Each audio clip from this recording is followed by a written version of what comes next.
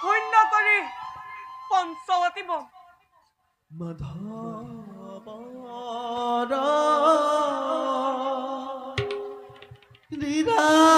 হৃদয়টো শূন্য কৰি ৰামৰ হৃদয় দেখা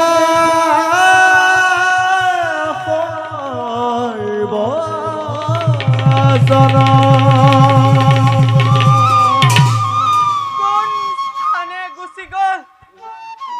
জনক দুহিতা কোনে দিব সঠিক সন্ধান